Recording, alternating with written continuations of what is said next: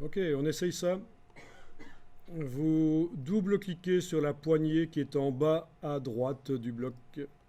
Est-ce que le bloc se resserre autour du texte? Le double-clic sur la poignée en bas à droite du bloc, est-ce que le bloc se resserre? Ok, c'est la même chose que de faire objet, ajustement, ajuster le bloc au contenu. Objet, ajustement, ajuster le bloc au contenu, ça veut dire que le contenu ne change pas de dimension, c'est le bloc qui se resserre autour du contenu.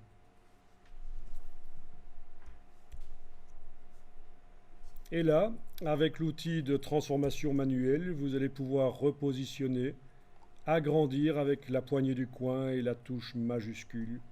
Voilà. Je vous laisse positionner comme vous voulez votre titre. C'est quoi le. Ah, donc il y a double-clic sur. Bon, là, je peux enlever la couleur de fond à mon bloc. C'était juste pour que vous voyez où était le bloc. Voilà.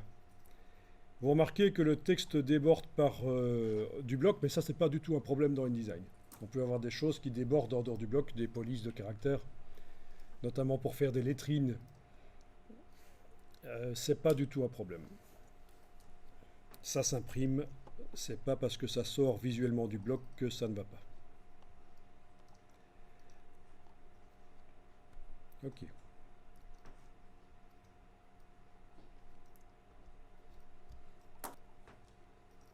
Vous voyez le petit T dans la palette des outils à cet endroit-là? Sur la. Quand. Bon, ben vous pouvez enclencher le petit T pendant que vous avez le bloc là qui est sélectionné, vous travaillez sur lui, vous enclenchez le petit T. Ça va indiquer à InDesign que vous voulez changer la couleur du texte, pas la couleur du bloc. Et là, vous allez choisir une couleur dans la palette nuancier. Bien entendu, on peut aussi faire sa propre couleur. Ça marche pour changer la couleur. Comme ça, vous voyez, vous n'avez pas besoin de sélectionner nécessairement le texte pour changer sa couleur. Il suffit que le bloc soit sélectionné. Vous avez indiqué dans la palette des outils que vous travaillez sur la couleur du texte. Et voilà, vous changez la couleur.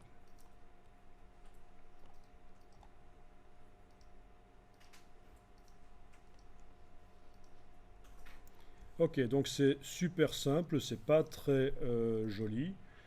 Ça peut encore être ajusté, mais ça permet déjà d'appréhender InDesign et de faire certaines choses.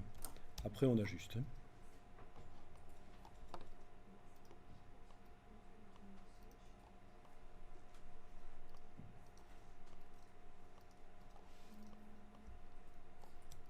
Après, vous redimensionnez les choses comme il faut pour obtenir quelque chose de pas trop mal visuellement. Mais justement, qu'est-ce que c'est quelque chose qui est pas trop mal visuellement? Ben, on va aller voir des exemples sur le web.